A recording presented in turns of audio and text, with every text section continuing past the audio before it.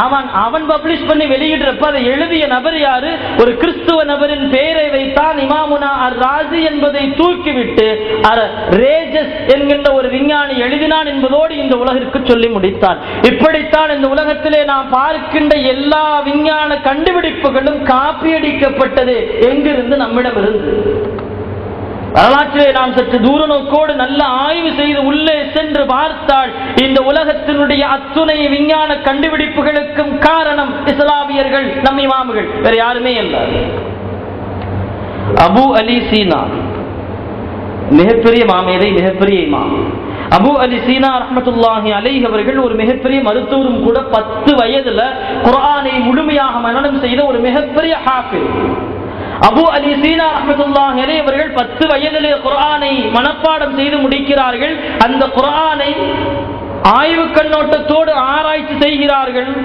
அல் கானூன் என்கின்ற கிதாபை, ஒரு சின்ன ஒரு மருத்துவம் குறித்துண்டான புத்தகத்தை எழுதுகின்ற போது வயது 20 வயதிலே குர்ஆனை ஆராய்ச்சி செய்து அடிப்படையாக ஒரு மருத்துவம் குறித்துண்டான புத்தகத்தை அல் கானூன் என்கின்ற பெயரிலே எழுதுகின்றார்கள். அந்த புத்தகத்தையும் ஐரோப்பியர்கள் எடுத்தார்கள். அல் கானூன் என்கின்ற அந்த புத்தகத்தையும் ஐரோப்பியர்கள் எடுத்தார்கள். எடுத்து அபு அலி சீனா எழுதிய அந்த கிதாபிற்கு அவன் யார் எழுதியதாக பெயர் வைத்தான்? அபிசன்னா என்று பெயர் வைத்தார். எழுதியது அபு அலி சீனா ரஹ்மத்துல்லாஹி அலைஹி அவர்கள். இவன் வைத்த பெயர் அபிசன்னா. எங்களுடைய மதத்திலிருந்து ஒருவன் எழுதி இருக்கிறான், அவன் பெயர் அபிசன்னா என்பதாக சொல்லுகின்றான். இன்னைக்கு ஊசி போடுறோம்ல, அந்த சிரஞ்சு இருக்கு, அந்த சிரஞ்சை கண்டுபிடித்தவர்கள் அலி இப்னு சீனா ரஹ்மத்துல்லாஹி அலைஹி அவர்கள். முதல் அவங்க தான் கண்டுபிடிக்கிறாங்க. எங்க இருந்தனா அரபியனுடைய வழக்கத்தில் அந்த ரத்தம் குத்தி வாங்குவதுன்னு இருக்கும். ரத்தம் உடல்ல அதிகமாச்சுன்னா என்ன செய்வாங்க? ரத்தத்தை வெளியே எடுப்பாங்க. அந்த முறையை பெருமானாருடைய வாழ்க்கையை படித்து பார்த்து அபு அலி சீனா ரஹ்மத்துல்லாஹி அலைஹி அவர்கள் சிரஞ்ச முதலா அவங்க தான் கண்டுபிடிச்சாங்க. ஆனா முழுக்க அப்படியே அவன் கண்டுபிடிச்சான் யூரோப்பியன் கண்டுபிடிச்சான் என்கிற சிந்தனையோடு இந்த உலகம் சென்று கொண்டிருக்கிறது. உண்மையை சொன்னோம்னா அவன் ஒன்னத்தையும் கண்டுபிடிக்கல, ஒரு பொருளை கூட கொண்டு வரல. நம் இமாம்கள் குர்ஆன் ஹதீஸை ஆராய்ச்சி செய்த விஷயங்கள் தான் இந்த உலகத்திலே அறிவியலாக இருந்து கொண்டிருக்கிறது. யாரெல்லாம் குர்ஆன் ஹதீஸை ஆய்வு செய்து கொண்டே இருக்கிறார்களோ அவர்களுக்கு இன்றைய உலகிலே அறிவியல் குறித்துண்டான விஷயங்களை குர்ஆன் சொல்லிக்கொண்டு மீண்டும் மீண்டும் நினைவூட்டிக் கொண்டே இருக்கிறது. இப்படி பல வரலாறுகளை நாம் வரலாற்றிலே பார்க்கலாம். கண்ணியத்திற்குரிய அல்லாஹ்வினடியார்களே, அப்படிப்பட்ட அந்த குர்ஆனை பெற்றிருக்கின்ற நாம் அந்த குர்ஆனை எந்த கண்ணோட்டத்தோடு எந்த சிந்தனையோடு அணுகிறோம் என்று சொன்னால் சற்று வருத்தத்திற்குரிய விஷயம். மீண்டும் மீண்டும் சொல்கின்றேன், குர்ஆனை தயவு கூர்ந்து ஓதுவதோடு முடித்துவிட வேண்டாம். அதனுடைய விளக்கத்தை அதிலே ஆழ சொல்லுகின்ற இறைவன் நமக்கு கற்றுத்தருகின்ற நூற்றுக்கணக்கான ரகசியங்களை, விஷயங்களை சற்று அறிய ஆசைப்படுங்கள். நிச்சயமாக அல்லாஹ் அதற்குண்டான வழியை ஏற்படுத்தி தருவார். யாரெல்லாம் குர்ஆனை ஆர்வத்தோடு ஆசையோடு படித்து அதிலே இருக்கின்ற விஷயங்களை அறிந்து கொள்ள வேண்டும் என்று ஆசைப்படுகிறார்களோ அவர்களுக்கு அதிலே உண்டான எல்லா விஷயங்களையும் அல்லாஹ் விளக்கித் தருகிறார் என்கின்ற விளக்கத்தை நாம் பார்க்கிறோம். இறுதியாக ஒரே ஒரு விஷயம் சொல்லி நிறைவுக்கு வருகிறேன். அறிவியல் விஞ்ஞானிகளுக்கு, மருத்துவர்களுக்கு ஒரு மிகப்பெரிய சந்தேகம் இருந்தது. என்ன சந்தேகம்?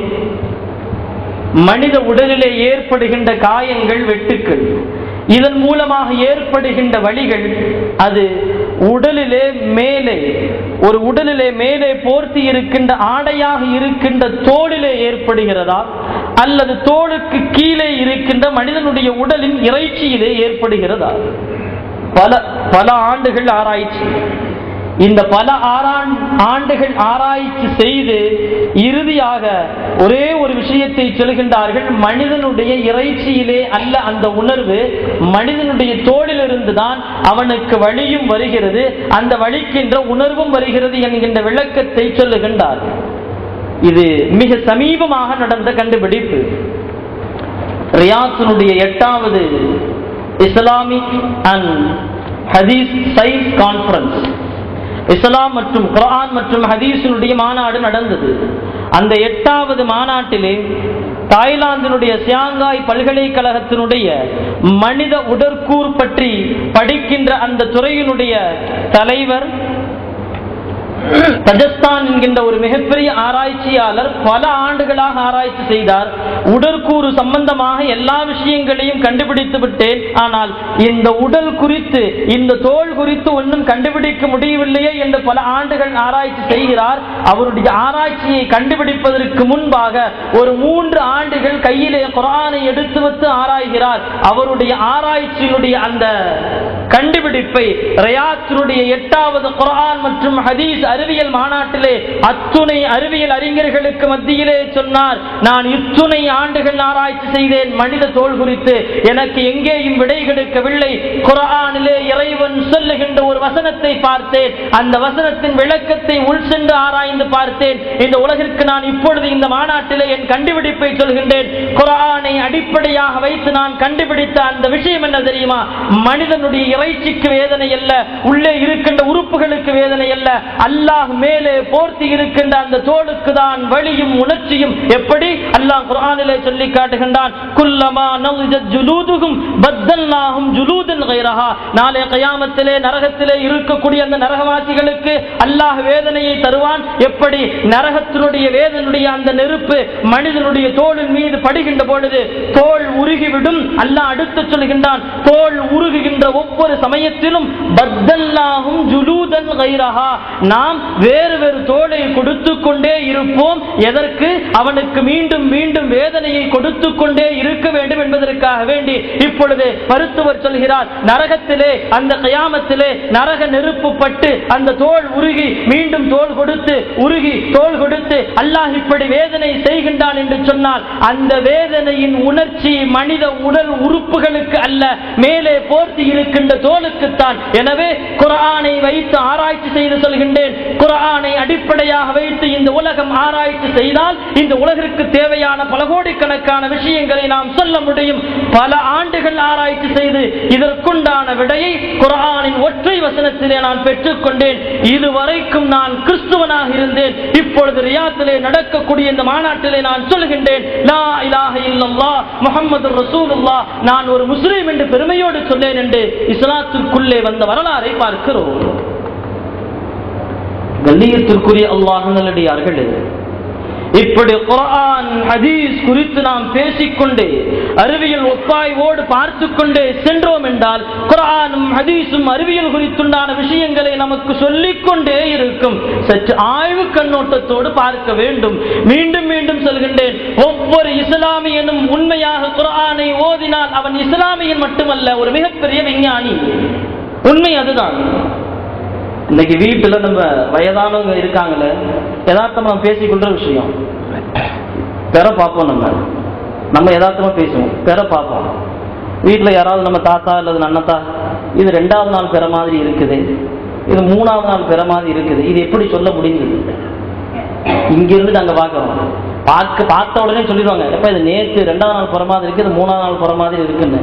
காரணம், இந்த ஞானத்தை யார் கொடுத்தது? நம்முடைய முன்னோர்கள் கொடுத்தார்கள். அந்த முன்னோர்களை பின்பற்றி வந்த நம்மளுடைய வீட்டினுடைய மூதாதையர்கள், நம்முடைய தாத்தா, நம்முடைய நன்னத்தா எல்லாத்துக்குமே தெரியும். நிறைய பார்த்தோன்னே சொல்லுவாங்க, இது 2ஆம் நாள் பிற, நேற்றே நம்ம நோன்பு வச்சிருக்கணும், ஆனா இன்னைக்கு பார்த்தா 2ஆம் நாள் பிற மாதிரி இருக்குதுன்னு சொல்றாங்கல்ல.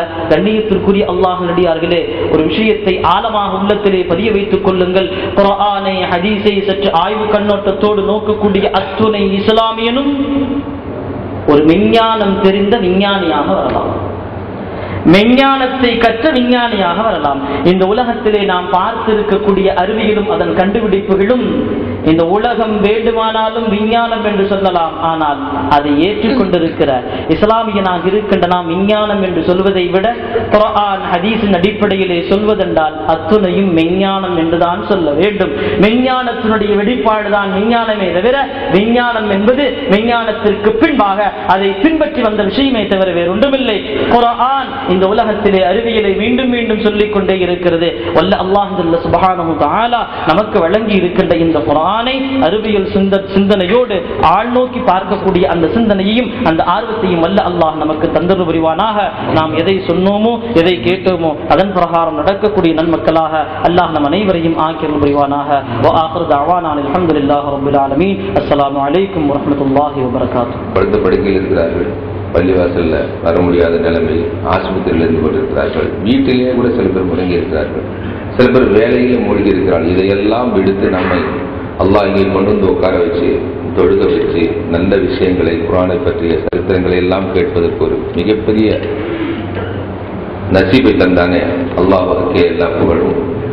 அப்படி கிடைக்கிறதுக்கு மிகப்பெரிய காரணமாக இருந்த நல்லடியார் மேனியிலே வாழ்வதற்கு ஐயமர வழிகாட்டும் ஆண்டவனின் திருமறையாம் ஆதியருள் கணிந்திலங்கி அமரர் ஜிபுரீல் வழியாக நீதிமறை நீதி நபி மாமணிக்கு நிறைவளித்த குர்ஆனாம். அஜித் சொன்ன மாதிரி நம்ம ஃபாத்தியா இறந்தவர்களுக்கு ஃபாத்தியா ஓதுவோம். வருஷம் எடுத்து வச்சு ஒரு மாசம் ஓதிக்கிட்டு தான் இருக்கிறோம். எவ்வளவு பெரிய விஷயம்.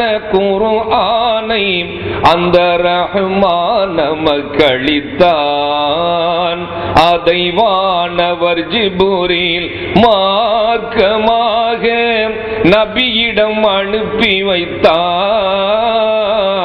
அருள் மறையான குர்ஆனை அந்த ரஹ்மான் நமக்களித்தான். முந்தைய காலம் 3 நன்மறைகள் மூலவன் கொடுத்திருந்தான். அந்த 3ஐயும் மாற்றிய மானிடர்க்கெல்லாம் நாசமே என உரைத்தான். 4ஆம் மறையை காக்கும் பொறுப்பை தானே எடுத்துக் கொண்டான். நாளை அந்த நாளில் அவனே வானுக்கு உயர்த்தி கொள்வான். அருள் மறையான குர்ஆனை அந்த ரஹ்மான் நமக்களித்தான். எழில் மறை ஓத துவங்கும் முன் எதிரியை விரட்டுதல் வேண்டும் என்றான்.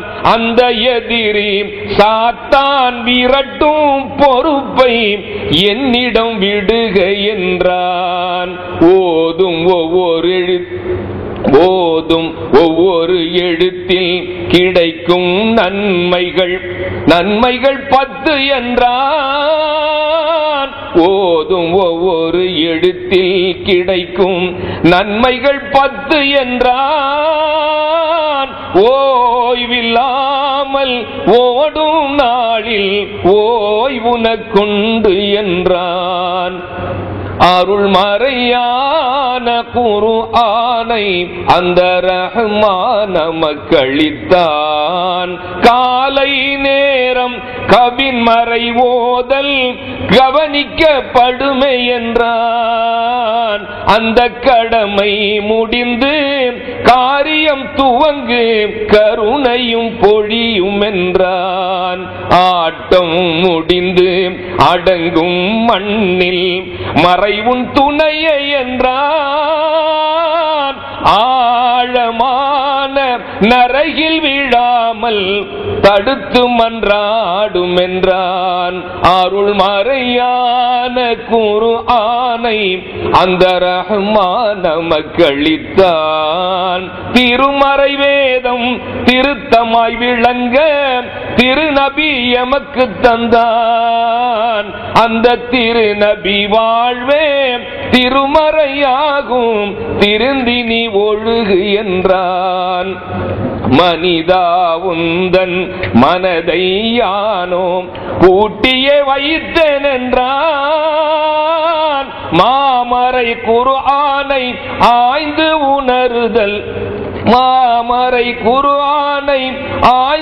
உணருதல் தேவை என்றான். அருள் மறையான குர்ஆனை அந்த ரஹ்மான் நமக்களித்தான். அதை வானவர் ஜிப்ரீல் மார்க்கமாக நபியிடம் அனுப்பி வைத்தான். அருள் மறையான குர்ஆனை அந்த ரஹ்மான் நமக்களித்தான். 97 காக்கப்படும் 2.5% ஏழைக்கு கொடுத்தால் 97.5 காக்கப்படும். அது மலக்குகள் கவனத்தில் சேர்க்கப்படும். புயல், மழை, நெருப்பு, பூகம்பம் தொடராமல் பாதுகாப்பு வளையம் போடப்படும். அதில் பரக்கத்து விதைகள் தூவப்படும். சொர்க்கம் பூமியில் விற்கப்படும். உங்கள் பெயர்கள் முன்பதிவு செய்யப்படும். ஜக்காத்து வழங்கும் சீமான்கள் தமக்கு அல்லாவின் திருமுகம் காட்டப்படும். இருக்கை நபிமார்கள் வரிசையில் போடப்படும். வல்லோனின் வரியை வழங்காத பேர்களை வானிலும் மண்ணிலும் ஏசப்படும். வல்லோனின் வரியை வழங்காத பேர்களை வானிலும் மண்ணிலும் ஏசப்படும். நரகில் தனியாக நெருப்பு மூட்டப்படும். சேமித்த வெள்ளியை தங்கத்தை காய்ச்சி செந்தியில் சூடு தீட்டப்படும். உருக்கி சேராக வாயில் ஊட்டப்படும். உருக்கி சேராக வாயில் ஊட்டப்படும். சொர்க்கம் பூமியில் விற்கப்படும். உங்கள் பெயர்கள் முன்பதிவு செய்யப்படும். ஜக்காத்து வழங்கும் சீமான்கள் தமக்கு அல்லாவின் திருமுகம் காட்டப்படும். இருக்கை நபிமார்கள் வரிசையில் போடப்படும். இருக்கை நபிமார்கள் வரிசையில் போடப்படும். எனவே சமூகத்தையும் அல்லாஹ் ஆக்கி அருள் புரிவானாக என்ற துஆவோடு ஆரம்பம் செய்கின்றேன். கண்ணியத்திற்கும் மிகுந்த மரியாதைக்கும் உரித்தான அல்லாஹ் நல்லடியார்களே, சகோதரர்களே, குர்ஆனுடைய அற்புதங்கள், குர்ஆன் தொகுக்கப்பட்டு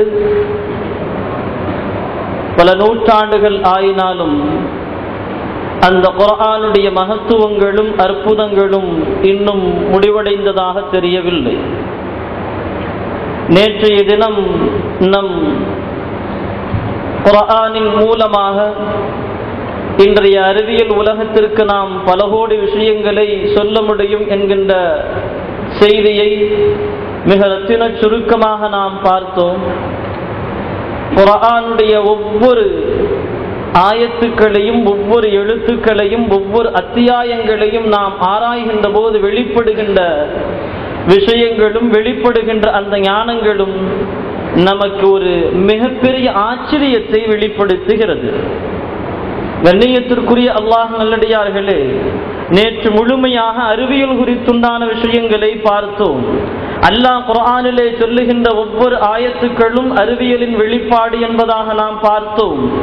ஆனால் இன்று நாம் பார்க்க இருக்கின்ற குர்ஆனுடைய மிகப்பெரிய அற்புதம் முஅஜிசாக்கள். அல்லாஹ் குர்ஆனிலே ஏன் ஒரு இடத்திலே அலிஃபை சேர்த்திருக்கிறான், ஏன் ஒரு இடத்திலே அலிஃபை விட்டிருக்கிறான், அந்த இடத்திலே ஏன் அல்லாஹ் இந்த ஹரக்காத்துகள் என்று சொல்வார்களே, ஜேர், ஜபர், பேஷ், அதுக்கப்புறம் அந்த கடா ஜபர், பெரிய மத்து, சின்ன மத்து, நம்ம எல்லாம் எஸ்எல் குர்ஆன்ல ஊர்ல படிச்சிருப்போம், நமக்கு தெரியும். இந்த ஒவ்வொரு ஹரக்காத்துகளுக்கும், ஒவ்வொரு எழுத்துக்களுக்கும் ஒரு ஆழ்ந்த ஞானம் இருக்கிறது என்பதை இமாம்கள் நமக்கு எழுதி தருகின்றார்கள். ஒவ்வொரு சமூகத்திற்கும் வந்த நபிமார்களுக்கு அல்லாஹ் ஒவ்வொரு அற்புதத்தை கொடுத்தான். ஹஜ்ரத் மூசா அலைஹிஸ்ஸலாம் அவர்களுக்கு அந்த தடியை கொடுத்தான். காரணம், மூசா அலைஹிஸ்ஸலாம் அவர்கள் வந்து இறங்கிய போது பனி இஸ்ரவேலர்கள் சூனியத்திலே கைதேர்ந்தவர்களாக இருந்தார்கள். உலகத்தில் அவர்களை போல சூனியம் செய்யக்கூடிய நபர்கள் யாருமே இல்லை. அந்த நேரத்துல தான் அல்லாஹ் ஹஜ்ரத் மூசா அலைஹிஸ்ஸலாம் அவர்களுக்கு அந்த தடியை கொடுக்கிறார். மூசா அலைஹிஸ்ஸலாம் அவர்களை பார்த்து அல்லாஹ் கேட்கிறான், மூசாவே, அந்த கையில என்ன வச்சிருக்கீங்க? நமக்கு தெரிந்த வரலாறு சுருக்கத்திற்கு வருகிறேன். இறைவா, அது எனக்கு குச்சி, நான் அதை சாய்ந்து படுத்துக் கொள்வதற்கு பயன்படுத்துவேன், என்னுடைய ஆடு மாடுகளுக்கு இலை பறித்து போடுவதற்கு பயன்படுத்துவேன் என்று எண்ணும்போது அல்லாஹ் சொல்லுகின்றான், அந்த தடியை கீழே போடுங்கள். கீழே போட்டார்கள். மிகப்பெரிய பாம்பாக மாறியது. அந்த பனி இஸ்ரவேலர்கள் அங்கு நின்றிருந்த அந்த கூட்டத்திற்கு முன்பாக கூட்டம் கூட்டமாக நின்றிருந்த பாம்பை இந்த மாறிய தடியும் பாம்பாக மாறி எல்லாவற்றையும் சாப்பிட்டது என்கின்ற வரலாறு நமக்கு தெரியும். ஏன் அல்லாஹ் அந்த மூசா அலைஹிஸ்ஸலாம் அவர்களுக்கு அந்த தடியை கொடுத்தான்? பனி இஸ்ரவேலர்களை விட அவர்களுக்கு வந்து இருக்கின்ற நபி ஹஜ்ரத் மூசா அலைஹிஸ்ஸலாம் அவர்கள் அல்லாஹ் அவர்களுக்கு மிகப்பெரிய வல்லமையை கொடுத்திருக்கிறான் என்பதை வெளிப்படுத்துவதற்காக வேண்டி. ஹஜ்ரத் ஈசா அலைஹிஸ்ஸலாம் அவர்களுக்கு அல்லாஹ் மருத்துவம் குறித்துண்டான ஞானத்தை கொடுத்தான். அவர்கள் சிறு வயதிலேயே தொட்டியிலேயே பேசக்கூடிய அந்த அற்புதத்தை வெளிப்படுத்தினான். மேலும் அவர்களுக்கு குஷ்ட நோயை குணப்படுத்துகின்ற மருத்துவத்தை அல்லாஹ் கற்றுக் கொடுத்தான். ஒரு மண்ணை எடுத்து ஒரு பறவையை படைக்கக்கூடிய சக்தியை அல்லாஹ் கொடுத்தான். வவ்வால் ஹஜ்ரத் ஈசா அலைஹிஸ்ஸலாம் அவர்களால் படைக்கப்பட்டது. அல்லாஹுடைய உத்தரவின் பிரகாரம் படைத்தார்கள்.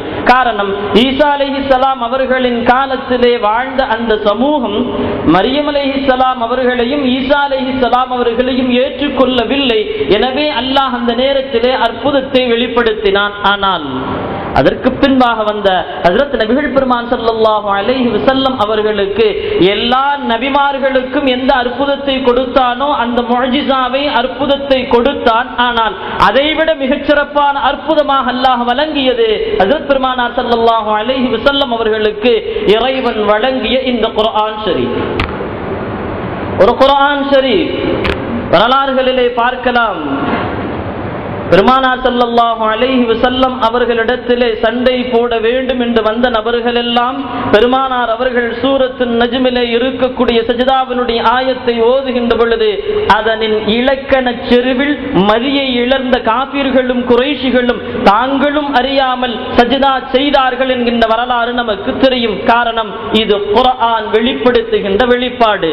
அரபி மொழியாக இருந்த போதிலும் கூட ஹஜ்ரத் உமர் ரலியல்லாஹு அன்ஹு அவர்கள் பெருமானார் வெட்ட வேண்டும், கொலை செய்ய வேண்டும் என்று கிளம்பிய தருணத்திலே வந்த செய்தி, உம்முடைய சகோதர தீனுக்கு வந்தார்கள், முதலில் என் சகோதரியை முடித்து விட்டு பெருமானாரை வெட்ட செல்கின்றேன் என்று முற்பட்ட ஹஜ்ரத் உமர் ரலியல்லாஹு அன்ஹு அவர்கள் வீழ்ந்தது அவர்களின் சகோதரி ஓதிய குர்ஆனுடைய வசனங்கள்.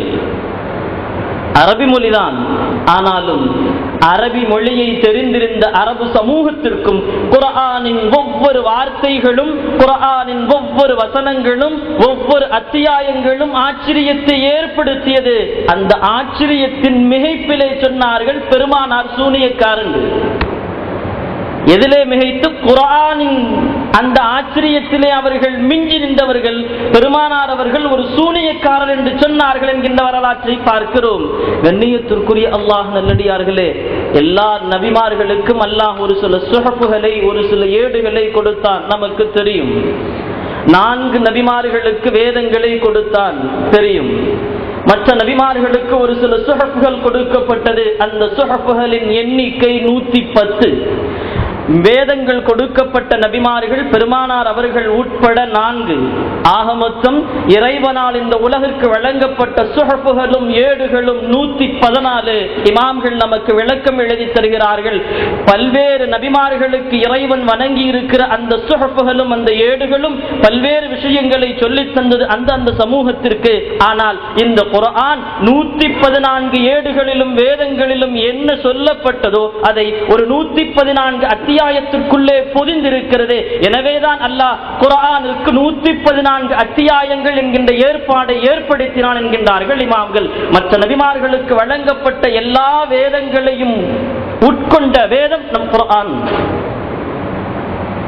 கண்ணியத்திற்குரிய அல்லாஹ் நல்லடியார்களே, குர்ஆன் வெளிப்படுத்துகின்ற இலக்கணம் இருக்கிறது. குர்ஆன் வெளிப்படுத்தினவை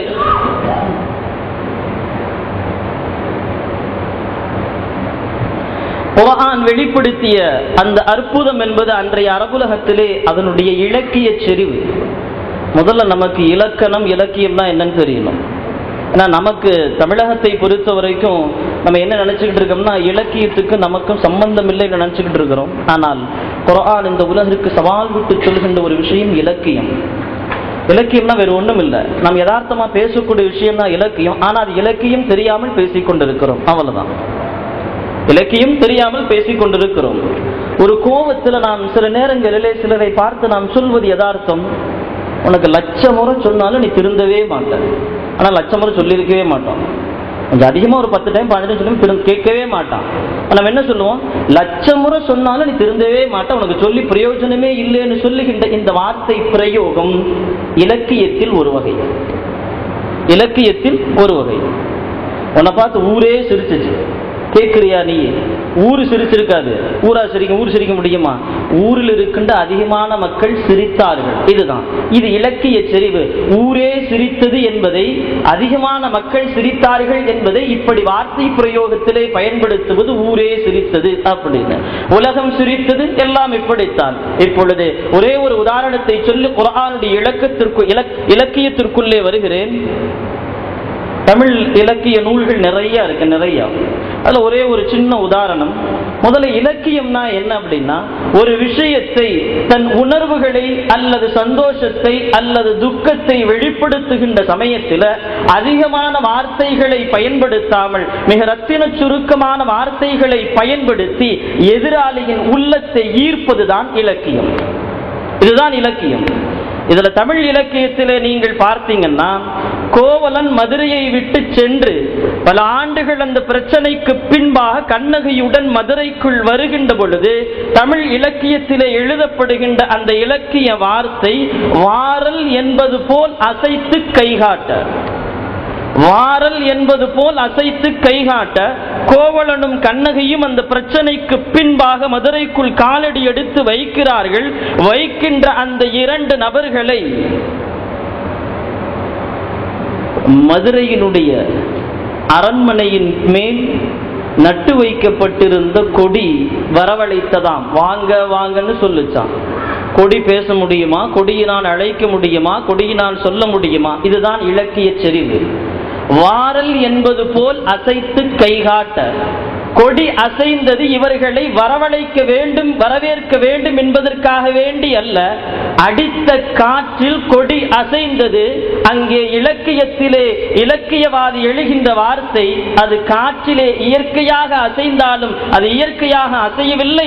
நெடு நாட்களுக்கு முன்பாக சென்று விட்ட அந்த கோவலன் உள்ளே வர வேண்டும் என்பதற்காக வேண்டி எல்லா மனிதர்களுக்கும் முன்பாக தான் மேலிருந்து கொண்டு அசைத்து அசைத்து கூப்பிடுகிறது, நீ உள்ளே வா, நீ உள்ளே வா என்று கூப்பிடுகிறது என்பது தமிழினுடைய இலக்கியம். கண்ணியத்திற்குரிய அல்லாஹ் நல்லடியார்களே, தமிழகத்திலே இஸ்லாத்தை, தீனை கொண்டு சேர்த்த பெருமை தமிழ் இலக்கியத்திற்கு உண்டு. தமிழ் இலக்கியமும் இஸ்லாமியர்களும் என்று எடுத்தால் நீண்ட நேரம் பேசலாம். ஆனால் இப்பொழுது நாம் குர்ஆனுடைய இலக்கியத்தை பார்த்து கொண்டிருப்பதால் அல்லாஹ் ஜல்ல சுப்ஹானஹு தஆலா குர்ஆனிலே அவன் பயன்படுத்துகின்ற ஒவ்வொரு வார்த்தைகளும் இலக்கண செறிவு நிறைந்ததாக இருக்கிறது. அந்த இலக்கண செறிவிலே தான் அரபுலகத்திலே மிகப்பெரிய கவிஞர்களாக இருந்தவர்கள், அரபி மொழியிலே பாண்டித்துவம் பெற்றவர்கள் அத்துணை நபர்களும் வீழ்ந்து போனார்கள். சூரத்துல் கஹ்ஃபிலே ஹஜ்ரத் மூசா அலைஹிஸ்ஸலாம், ஹித்ர் அலைஹிஸ்ஸலாம், மூசா அலைஹிஸ்ஸலாம் அவர்களும் ஹித்ர் அலைஹிஸ்ஸலாம் அவர்களும் நடந்த அந்த நிகழ்ச்சி எல்லாம் நமக்கு தெரியும். அந்த ஊருக்கு போறாங்க. ஊருடைய மக்களிடத்திலே உணவு கேட்கிறார்கள், உணவு தர மறுக்கிறாங்க. எந்த ஒன்றுமே பேசாமல் அமைதியாக வந்து விடுகிறார்கள் ஹித்ர் அலைஹிஸ்ஸலாம் அவர்களும் மூசா அலைஹிஸ்ஸலாம் அவர்களும். அந்த ஊர்ல ஒரு செவரு கீழே விழுவது மாதிரி நிக்குது, கீழே விழுந்துரும். ஹஜ்ரத் ஹித்ர் அலைஹிஸ்ஸலாம் அவர்கள் அந்த செவற்றை பிடித்து அப்படியே நிப்பாட்டி வைக்கிறாங்க. ஹஜ்ரத் மூசா அலைஹிஸ்ஸலாம் கேட்கிறாங்க, இவங்க நமக்கு சாப்பாடே தரல, இவங்களுக்கு போய் நீங்க இப்படி செய்யறீங்களா என்று கேட்கிறாங்க. இப்ப இந்த அந்த ஊரினுடைய சுவர் கீழே விழப்போகிறது என்பதை இறைவன் எப்படி சொல்கிறான் என்று சொன்னால், யுரீது ஐயன் கல்ல, அந்த சுவர் கீழே விழுவதற்கு நாடுகிறது என்று. இந்த யுரீது என்கின்ற இந்த அரபி மொழியினுடைய வார்த்தை அது யாருக்கு மட்டுமே பயன்படுத்தப்பட வேண்டிய ஒன்று, 6 அறிவு உள்ள மனிதனுக்கு மட்டுமே பயன்படுத்தப்பட வேண்டிய வார்த்தை ஒன்று. ஆனால் அல்லாஹ் இந்த யுரீது நாடுகிறது என்கின்ற வார்த்தையை அல்லாஹ் சுவற்றிற்கு பயன்படுத்தி இருக்கிறான். விளக்கம் எழுதுகின்ற முஃபஸ்ஸிரீன்கள் சொல்லித் தருகிறார்கள், இது குர்ஆன் இந்த உலகிற்கு கற்றுத்தருகின்ற இலக்கியம். குர்ஆன் இந்த உலகிற்கு கற்றுத்தருகின்ற இலக்கியம் யுரீது ஐயன் கல்ல, அது கீழே விழ நாடுகிறது. ஹிதர் அலைஹிஸ்ஸலாம் அவர்கள் பிடித்து வைத்தார்கள். காரணம் ஏன்? அந்த சுவற்றிற்கு கீழே 2 குழந்தைகள், அது மனிதர்கள், அந்த மனிதர்களுக்கு உண்டான கனிமத் பொருள்கள் கீழே புதைக்கப்பட்டிருக்கிறது. எனவே அந்த நபர்களை மறைமுகமாக சொல்லும் விதத்திலே அல்லாஹ் இந்த சுவற்றை பார்த்து சொல்கிறார், இந்த சுவர் விழ நாடுகிறது என்பதாக. குர்ஆனிலே அல்லாஹ் பயன்படுத்தி இருக்கின்ற ஒவ்வொரு வார்த்தைகளுக்கும் இமாம்கள் பல்வேறு விதமான விளக்கங்களை, பல்வேறு விதமான பொருட்செறிவை எழுதி தருகின்றார்கள். இலக்கணம் மட்டுமல்ல, அந்த அரபி மொழியினுடைய வார்த்தைகளிலே இருக்கின்ற ஹரக்காத்துகள், ஏன் ஒரு வார்த்தையினுடைய ஆரம்பத்திலே ஜபர் வந்திருக்கிறது, ஒரு வார்த்தையினுடைய ஆரம்பத்திலே ஏன் ஜேர் வந்திருக்கிறது, ஏன் வார்த்தையின் ஆரம்பத்திலே பேஷ் வந்திருக்கிறது என்பது குறித்தும் ஆய்வு செய்திருக்கிறார்கள். அரபி மொழிக்கே உண்டான தனிச்சிறப்பு குர்ஆனுக்கு முன்பு வரைக்கும் கிடையாது. இந்த உலகத்திலே குர்ஆன் வந்ததற்கு பின்பாகத்தான் அரபி மொழிக்குண்டான சிறப்பு வெளிப்பட்டது, அரபி மொழியினுடைய இலக்கணம் எழுதப்பட்டது, அரபி மொழியினுடைய இலக்கியம் எழுதப்பட்டது, அரபி மொழியினுடைய கவிதைகள் எழுதப்பட்டது, அரபி மொழியினுடைய உரைநடை செறிவு எழுதப்பட்டது. அத்தனையும் குர்ஆனை பின்பற்றி எழுதப்பட்ட விஷயம். அதற்கு முன்பாக அரபியிலே இலக்கணமோ இலக்கியமோ எதுவுமே கிடையாது. அரபியில ஹமாம் அப்படின்னு ஒரு வார்த்தை. ஹமாம் அப்படின்னா புறா அப்படின்னு அர்த்தம். ஹமாம் ஹேக்கு மேல என்ன இருக்கு? ஜபர். ஹேக்கு மேல ஜபர். ஹமாம்னா என்ன அர்த்தம்? மேலே பறக்கக்கூடிய பறவை என்று அர்த்தம். இதே இன்னொரு வார்த்தை இருக்கிறது, ஹிமாம். இப்ப ஹேக்கு என்ன இருக்கு? ஜேர் இருக்கு. இந்த ஹிமாமுக்கு என்ன அர்த்தம்? கபருக்குழின்னு அர்த்தம். இது அரபி மொழியிலே அல்லாஹ் எப்படி இதை வகைப்படுத்துகிறான்? மேல ஜபரு போட்டா அது என்ன செய்யும்? பறவை போல மேல பறக்கும். அந்த ஹேவுக்கு கீழே நாம் ஜர் ஜேர் போட்டோம்னா கபருக்குழி உள்ள போயிடும். இது அரபி மொழிக்கு மட்டுமே உண்டான தனிச்சிறப்பு, உலகத்திலே வேறு எந்த மொழிக்குமே கிடையாது. சிங்கம் என்கின்ற வார்த்தைக்கு அரபியிலே 360க்கும் மேற்பட்ட வார்த்தைகள் இருக்கிறது. உலகத்திலே வேறு எந்த மொழிக்கும் ஒரு பெயரை, ஒரு பொருளை குறிப்பதற்கு 300-400 வார்த்தைகள் எந்த மொழியிலும் கிடையாது. அரபி மொழியிலே மட்டும்தான் இருக்கிறது. சிங்கம் என்பதை குறிப்பதற்கு 360-400 வார்த்தைகளே அரபியிலே இருக்கிறது. காரணம், குர்ஆன் அரபி மொழியிலே இருப்பதால் அல்லாஹ் அந்த அரபி மொழிக்கு இப்படி ஒரு சிறப்பை கொடுத்தான். குத்துபா, குத்துபானா கம்பீரமாக நின்று பயான் செய்வதற்கு குத்துபான்னு சொல்லுவாங்க. ஹேக்கு மேல என்ன இருக்கு? பேஷ். மேல பேஷ் இருக்கு. ஆனால் பயான் செய்யக்கூடிய ஆட்கள் எப்படி இருக்கணும்? கம்பீரமாக இருக்கணும். அதே சமயத்திலே அந்த பேஷை போல அல்லாஹ் தான் என்னை பேச வைக்கிறான், எனக்கு எந்த இல்மும் இல்லை என்கின்ற பணிவும் இருக்க வேண்டும். இமாம்கள் எழுதி தருகின்றார்கள், ஒவ்வொரு வார்த்தைகளில் போடப்படுகின்ற அந்த ஹரக்கத்துகளுக்கு விளக்கத்தை எழுதுகின்றார்கள். ஹுதுபா என்றால் பிரசங்கம் என்று பொருள். ஏன் ஹுதுபாவிலே ஹேவிலே அல்லாஹ் பேஷை வைத்திருக்கிறான்? அந்த பேஷை போல பேசக்கூடிய நபர்கள் உயர்வாகவும் கம்பீரமாகவும் இருக்க வேண்டும். அதே சமயத்திலே அல்லாஹ் தான் கற்றுத்தருகிறான் என்கின்ற பணிவோடு இருக்க வேண்டும். இன்னொரு வார்த்தை இருக்கு, ஹிதுபத். ஹிதுபத், ஹிதுபத்னா என்ன அர்த்தம்? நிச்சயதார்த்தம் அர்த்தம். என்கேஜ்மெண்ட், நிச்சயதார்த்தம். இதுக்கு இன்னொரு வார்த்தை என்ன தெரியுமா? ஹிதுபத்னா அப்படி ஒட்டு மொத்தமா சரணடைஞ்சிருதுன்னு அர்த்தம். உண்மை தானே? அதுக்கு முன்னாடி வரைக்கும் இருக்கிறது வேற, அதுக்கு அப்புறம் அப்படியே டோட்டலா மாறிடுறது.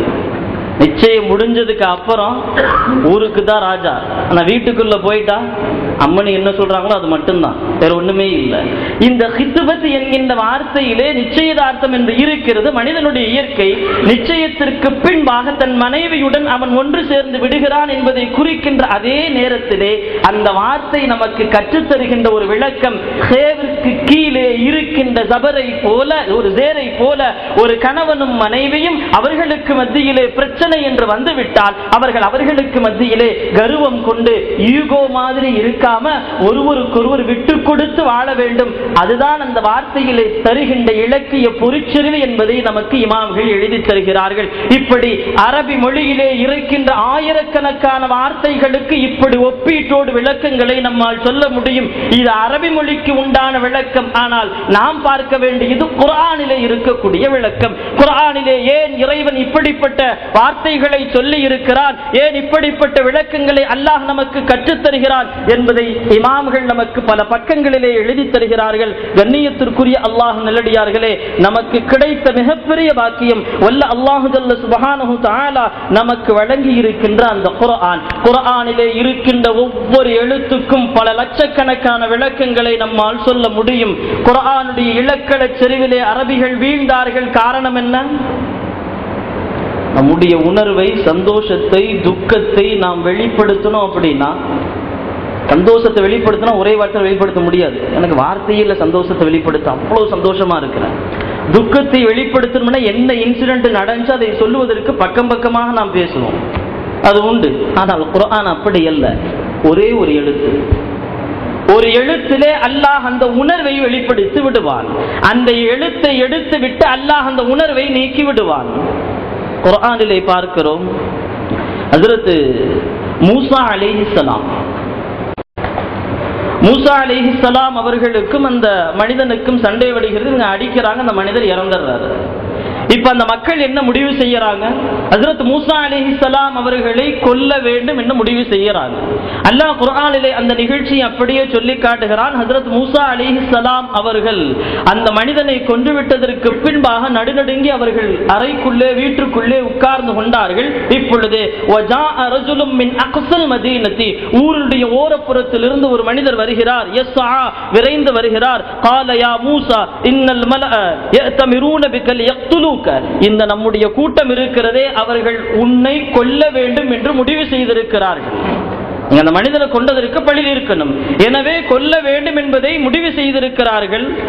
ஃபக்ருஜ் இன்னி லக மினன் நாஸிஹீன், நீங்க எனவே இங்க இருக்க வேணாம், இந்த ஊரை விட்டு வெளியே போயிருங்க, ஊரை விட்டு வெளியே போயிருங்க. அதே மாதிரி அல்லாஹ் ஜல்ல சுப்ஹானஹு வ தஆலாவுடைய உத்தரவின் பிரகாரம் மூசா அலைஹிஸ்ஸலாம் அவர்கள் அந்த ஊரில் இருந்து வெளியே வருகிறார்கள். ஃபலம்மா தவஜ்ஜஹ தில்கா மதியன, மதியன் என்கின்ற அந்த கிராமத்திற்கு மூசா அலைஹிஸ்ஸலாம் அவர்கள் வந்து கொண்டிருக்கின்ற போது அல்லாஹ்விடத்திலே கேட்கிறார்கள், அஸா ரப்பி அன் யஹ்தியனி ஸவாஅஸ் ஸபீல், அஸா ரப்பி அன் யஹ்தியனி ஸவாஅஸ் ஸபீல், இறைவன் எனக்கு நேர்வழி காட்ட வேண்டும் என செய்கிறார். ஏன்னா ஹஜ்ரத் மூசா அலைஹிஸ்ஸலாம் அவர்கள் துஆ செய்கிறார்கள். இங்கே கவனிக்க வேண்டிய வார்த்தை, இன்னைக்கு முன்னாலே பயான் கொஞ்சம் நல்லா விளங்கணும் அப்படின்னா எல்லாத்துக்கும் குர்ஆன் இருக்கணும், இல்லைன்னா பின்னாடி போர்டு இருக்கணும். அதான் உண்மை. கொஞ்சம் என்னால் எவ்வளவு தூரம் உங்களுக்கு அதை விளக்க முடியுமோ அவ்வளவு தூரம் விளக்க சொல்கிறேன். காரணம், சின்ன சின்ன விஷயங்களிலே அல்லாஹ் எப்படிப்பட்ட ஒரு இலக்கியத்தை குர்ஆனிலே வைத்திருக்கிறான். அஸா அன் யஹ்தியனி, இந்த நூனுக்கு பின்பால் குர்ஆனை எடுத்து பாருங்கள், ஏ இருக்கும். அஸா அன் யஹ்தியனி, இறைவன் எனக்கு நேர்வழி காட்ட வேண்டும் என துஆ செய்கிறார்கள் மூசா அலைஹிஸ்ஸலாம்.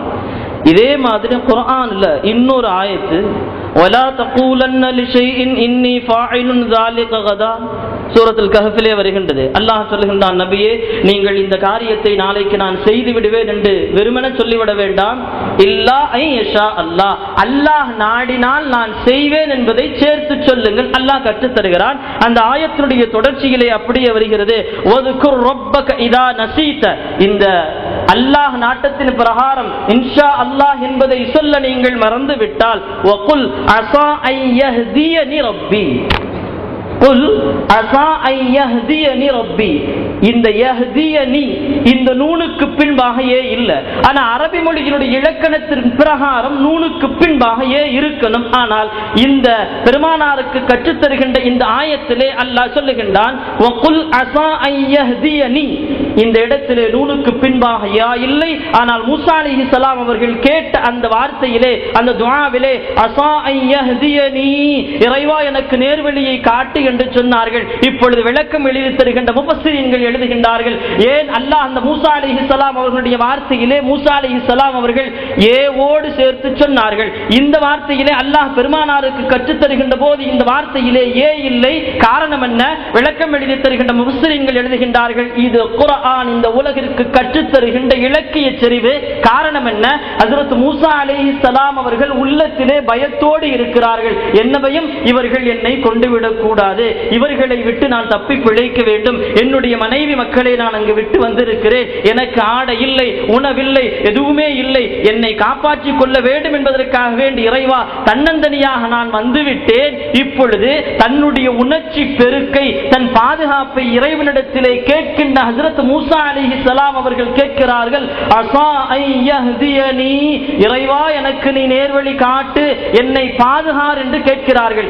இந்த மாதிரி தருணம் நம்ம ஒரு ஆளை கொலை செஞ்சுட்டு நம்ம ஓடுற சமயத்தில் என்ன மாதிரி புலம்பல் இருக்கு, எத்தனை வார்த்தையை சொல்லுவோம். அல்லாஹ் இதிலே மறைமுகமாக சொல்லித் தருகிறான். பதட்டத்தோடு மூசா இருந்தார்கள் என்கின்ற வார்த்தையினுடைய அந்த செறிவை, அவர்களுடைய உணர்வை அல்லாஹ் எங்கே வெளிப்படுத்துகிறான்? இந்த யாவிலே வெளிப்படுத்துகிறான் என்பதாக முஃபஸ்ஸிரீன்கள் சொல்கிறார்கள். அங்க ஐ யஹ்திய நீல ஏன் யா இல்ல? அங்க பதட்டம் தேவையில்லை, இன்ஷா அல்லாஹ் சொல்ல மறந்துட்டா இந்த வார்த்தை அல்லாஹ் எனக்கு நேர்வழி காட்டுவான்னு சொன்னா போதும். எந்த பதட்டமும் இல்லை, என்னை காப்பாற்ற வேண்டும் என்கின்ற சிந்தனையும் இல்லை, எந்த பயமும் இல்லை. எனவே அல்லாஹ் சொல்லித் தரணும், அஷா ஐ யஹ்தியனி, யா தேவையில்லை.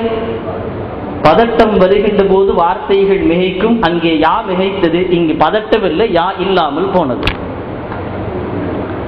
குர்ஆனுடைய ஒவ்வொரு வார்த்தைகளுக்கும் இப்படிப்பட்ட விளக்கத்தை முஃபஸ்ஸிரீன்கள் நமக்கு குர்ஆனின் பலாகத், குர்ஆனுடைய இலக்கிய செறிவு என்பதை நமக்கு எழுதித் தருகிறார்கள். இந்த உலகத்திலே வேறு எந்த மொழிக்கும் கிடையாது, வேறு எந்த வேதத்திற்கும் கிடையாது. எத்துணை முறைகள் நீங்கள், எத்துணை அறிஞர்கள் உட்கார்ந்து நீங்கள் ஆராய்ச்சி செய்தாலும் குர்ஆனை போன்று கற்றுத்தருகின்ற விளக்கத்தை, ஆராய்ச்சி இந்த உலகத்திலே வேறு எந்த வேதமும் கற்றுத்தராது. ஹஜ்ரத் மூசா அலைஹிஸ்ஸலாம் அவர்கள் தூர்சனா மலைக்கு போய் தவம் செஞ்சுட்டு 40 நாள் கழிச்சு வர்றாங்க. வர்றதுக்கு முன்னாடி இங்க எல்லாமே மாறி போச்சு, தலைகீழா எல்லாமே தலைகீழா மாறி போச்சு. அல்லாஹ் அந்த குர்ஆனிலே அந்த நிகழ்ச்சியை சொல்லி காட்டுகிறார். قال يا هارون ما منعك إذ رأيتهم ضلوا إلا تتبعني. ஹஜ்ரத் மூசா அலைஹிஸ்ஸலாம் அவர்கள் கேட்கிறார்கள், இப்படி எல்லாமே வழிகட்டு போயிட்டாங்களே, உங்களை நான் என்னுடைய கலீஃபாவாக விட்டிருந்து போயிருந்தேனே, ஹஜ்ரத் ஹாரூன் அலைஹிஸ்ஸலாம் அவர்களை இப்படி எல்லாத்தையும் வழிகட விட்டுட்டீங்களே, அவர்கள் என்னை எல்லாம் பின்பற்றி இருக்க வேண்டும், அல்லாஹ் என்னின் மூலமாக சொல்லி இருக்கின்ற அந்த வேதத்தை பின்பற்றி இருக்க வேண்டும். தத்தபிஅனி என்கின்ற இந்த வார்த்தையில கடைசியிலேயே இல்லை. இன்னொரு ஆயத்தை இமாம்கள் நமக்கு சொல்லித் தருகிறார்கள். குல் இன் குன்தும் துஹிப்பூனல்லாஹ ஃபத்தபிஊனி. யாரை பார்த்து? நம் முஹம்மது ரசூலுல்லாஹி ஸல்லல்லாஹு அலைஹி வஸல்லம் அவருடைய உம்மத்தை பார்த்து அல்லாஹ் சொல்கிறான், குல் இன் குன்தும் துஹிப்பூனல்லாஹ, நீங்கள் அல்லாஹ்வை நேசிக்கக்கூடிய நபராக இருந்தால் நபியே நீங்கள் சொல்லுங்கள், ஃபத்தபிஊனி, என்னை நீங்கள் பின்பற்றுங்கள். அங்க ஹஜ்ரத் மூசா அலைஹிஸ்ஸலாம் அவர்கள் சொன்ன அந்த தத்தபிஇனி என்கின்ற வார்த்தையின் நூனுக்கு பின்பாக ஏ இல்லை. இங்கு பெருமானார் ஸல்லல்லாஹு அலைஹி வஸல்லம் அவர்கள் உம்மத்திற்கு சொல்லுகின்ற நபியே நீங்கள் சொல்லுங்கள், முஹம்மது ரசூலுல்லாஹி ஸல்லல்லாஹு அலைஹி வஸல்லம் அவர்களே, ஃபத்தபிஊனி, என்னை நீங்கள் பின்பற்றுங்கள் என்று சொல்கின்ற இந்த ஃபத்தபிஊனி என்கின்ற வார்த்தையிலே நூனுக்கு பின்பாக ஏ இருக்கிறது. விளக்கம் எழுதுகின்ற முஃபஸ்ஸிரீன்கள் எழுதி தருகின்றார்கள், அங்கு மூசா அலைஹிஸ்ஸலாம் அவர்கள் சொன்னது, அவர்களை பின்பற்றுவது என்பது வெறும் அவர்களின் உம்மத்திற்கு மட்டும்தான், அது அதோடு முடிந்துவிடும், வேறு எங்கும் வராது. எனவே அவர்களோடு முடிந்து விடுகிற அந்த இத்திபா, அவர்களை பின்பற்றுவதன் காரணத்தால் அல்லாஹ் அந்த ஆயத்திலே நூனுக்கு பின்பாக ஏவை சொல்லவில்லை. ஆனால் பெருமானார் ஸல்லல்லாஹு அலைஹி வஸல்லம் அவர்களை பார்த்து சொல்கின்ற சமயத்திலே ஃபத்தபிஊனி, என்னை நீங்கள் பின்பற்றுங்கள். பெருமானார் வந்து 1430 ஆண்டுகள் கடந்தாலும் உலகம் அழியும் வரைக்கும் பின்பற்ற வேண்டிய ஒரே நபி ஹஜ்ரத் முஹம்மது ஸல்லல்லாஹு அலைஹி வஸல்லம் அவர்கள். இந்த விளக்கத்தை சொல்லித் தருவதற்காக வேண்டி அல்லாஹ் இந்த வார்த்தையிலே ஏவை சேர்த்திருக்கிறார் என்கின்ற விளக்கத்தை இமாம்கள் நமக்கு எழுதி தருகிறார்கள். கண்ணியத்திற்குரிய அல்லாஹ் நல்லடியார்களே, இந்த குர்ஆனுடைய அந்த அது குறித்துண்டான விஷயத்தை, குர்ஆனுடைய விளக்கத்தை பார்க்கின்ற பொழுது ஒரு மனதிலே ஒரு ஆசை வருகின்றது. குர்ஆன் குறித்து எழுதப்பட்டிருக்கின்ற நூல்களை எல்லாம் முடிந்தால் தமிழிலே தொகுக்க வேண்டும் என்று. ஆனால் நிறைய நூல்கள் தமிழ்ல இல்லை, பெரும்பாலும் அரபியில, உருதுல, பார்சியில தான் இருக்கு. நிறைய நூல் தமிழ்ல இல்லை. காரணம், குர்ஆன் கொண்டிருக்கிற அந்த பொருட்செறிவு, விளக்கம், விஷயங்கள் வேற, ஆனால் அது கொண்டிருக்கிற வார்த்தையில இருக்கின்ற அந்த பொருட்செறிவு நமக்கு உண்மையுமே அப்படி புல்லரிக்க வைக்கிறது. அல்லாஹ் இப்படி எல்லாம் குர்ஆனிலே சொல்லி இருக்கிறான் என்கின்ற என்கின்ற ஆய்வை அது முஃபஸ்ஸிரீன்கள் நமக்கு ஆய்வு செய்து தந்திருக்கிறார்கள். அவர்களுக்கு அல்லாஹ் எப்படிப்பட்ட ஞானத்தை கொடுத்திருக்கிறான், அதற்காக வேண்டி அமர்ந்திருக்கிறார்கள். குர்ஆன்ல சொல்லப்படுகின்ற ஒவ்வொரு வார்த்தைக்கும் விளக்கத்தை எழுதி தருகிறார்கள். மொத்த வாரத்தில் எத்தனை நாளுங்க? 7 நாள். குர்ஆனிலே யௌம் நாள் என்பதை குறிக்கக்கூடிய வார்த்தை குர்ஆனிலே மொத்தம் 7 தான். குர்ஆனிலே அப்படி குர்ஆன் அப்படி பார்த்துட்டே வர்றோம். மாதம்னா அரபியில ஷஹ்ருன்னு அர்த்தம். மாதம் மொத்தம் எத்தனை மாதம் வருஷத்துக்கு? 12 மாதம். குர்ஆனிலே ஷஹர் என்கின்ற வார்த்தை 12 தடவை மட்டுமே வருகிறது. குர்ஆனிலே இப்படி நம்பரை வச்சு PhD முடிச்சவங்க எனக்கு இருக்காங்க. குர்ஆன்ல ஏன் அல்லாஹ் இந்த வார்த்தையை இத்தனை தடவை சொல்லி இருக்கிறான் என்கின்ற இந்த வார்த்தைகளை ஒரு எண்ணியல் அடிப்படையிலே ஆராய்ச்சி செய்து கைரோவுடைய அஸ்ஹர் பல்கலைக்கழகம் போன்ற மிகப்பெரிய பல்கலைக்கழகத்திலே குர்ஆனிலே அல்லாஹ் சொல்லி இருக்கின்ற ஒவ்வொரு வார்த்தைக்கும் எண்ணியல் அடிப்படையிலே ஆராய்ச்சி செய்து முனைவர் பட்டம் பெற்றவர்கள் நிறைய. அந்த நூல்களை எல்லாம் படிக்கின்ற பொழுது அல்லாஹ் சொல்லி இருக்கின்ற ஒவ்வொரு வார்த்தைகளுக்கும் நமக்கு அல்லாஹ் ஏன் இப்படி எல்லாம் சொல்லி இருக்கிறான், அல்லாஹ் ஏன் இது போன்ற வார்த்தைகள் எல்லாம் குர்ஆனிலே இத்தனை தடவைகள் சொல்லி இருக்கிறான் என்பதை நாம் பார்க்கின்ற பொழுது குர்ஆனை பெற்றிருக்கின்ற நாம் அந்த குர்ஆனை எந்த அளவிற்கு கையிலே வைத்துக் கொண்டிருக்கிறோம் என்கின்ற சிந்தனையும் மறுமுனை வருகிறது. வெறும் குர்ஆன் என்பது ஓதுவதோடு மட்டுமல்ல, ஆனா இன்னைக்கு ஓதுறதே ரொம்ப ரேரா இருக்கு. ரம்ஜானோட இல்ல ஈசால் சவாபோட அதோட அதுக்கப்புறம் தொடக்கிறது கிடையாது, எதையும் கிடையாது. ஏதோ ஒரு 3வது புத்தகம் மாதிரி தூசி தட்டி எடுக்கக்கூடிய நிலைமையிலே குர்ஆன் இருக்கிறது. அல்லாஹ் நம்மை காப்பாற்ற வேண்டும். அந்த குர்ஆன் தாங்கி இருக்கின்ற விளக்கங்களும் கருத்துக்களும் இந்த உலகம் முடிவு நாள் வரைக்கும் நாம் சொன்னால் சொல்லிக் கொண்டே இருக்கலாம்.